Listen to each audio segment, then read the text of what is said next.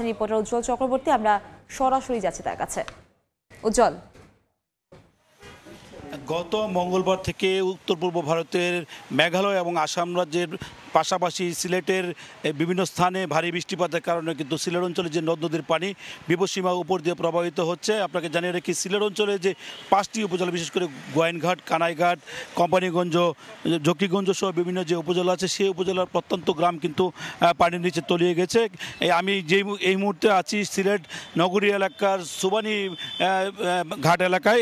এই সুবানি ঘাট এলাকার যে মার্কেটটি আছে, রহমান মার্কেট, সেটি কিন্তু তলিয়ে গেছে। এখানে যারা আবাসিক এলাকা যারা বসবাস করছেন বাড়িঘরে, তারা কিন্তু বাড়িঘর ছেড়ে অন্যত্র চলে যাচ্ছেন। আমরা কিছুক্ষণ আগে এখানকার বেশ কয়েকজন পরিবারের সদস্যের সাথে কথা বলেছিলাম। তারা বলছেন পানির বৃদ্ধি পাওয়ার কারণে কিন্তু তারা বসত করে থাকতে পারছেন না, যার কারণে তারা গ্রামে চলে যাচ্ছেন, অর্থাৎ যেখানে উঁচু স্থান আছে সেই স্থানে তারা চলে যাচ্ছেন। এখান থেকে কিছুক্ষণ আগে আমি কথা বলেছিলাম সিলেটের যে জেলা প্রশাসক শেখ রাসেল হাসান, তার সাথে তিনি আমাদেরকে জানিয়েছেন বন্যা দুর্গত পরিস্থিতি আগের চেয়ে একটু উন্নতির দিকে, কেননা সুরমা, কুশিয়ারা, সারি এবং পেয়ার নদীর পানি কমতে শুরু করেছে। আবার কোথাও কোথাও সুরমা নদীর পানি এখনও বিপদসীমার উপর দিয়ে প্রবাহিত হচ্ছে, যার কারণে কিন্তু যে শহরাঞ্চলে যে নির্মাঞ্চল সেটি কিন্তু প্লাবিত হচ্ছে এবং উজানে কিন্তু পানি কমার কারণে কিন্তু যারা আশ্রয়কেন্দ্রে এসেছিল তারা কিন্তু ফিরে যাচ্ছে বলে আমাদেরকে জেলা প্রশাসনের পক্ষ থেকে নিশ্চিত করা হয়েছে। আমরা জানতে চেয়েছিলাম কী ধরনের তৎপরতা চালানো হচ্ছে।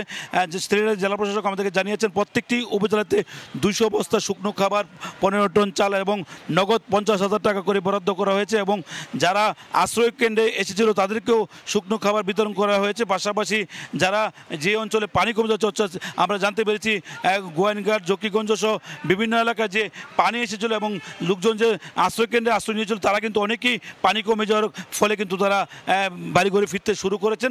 সার্বিকভাবে আমার কাছে সিলেট নগরীর যে সুবানিবাগ ঘাট এলাকা, সেই বন্যা দুর্গত, এই ছিল আমার কাছে সর্বশেষ।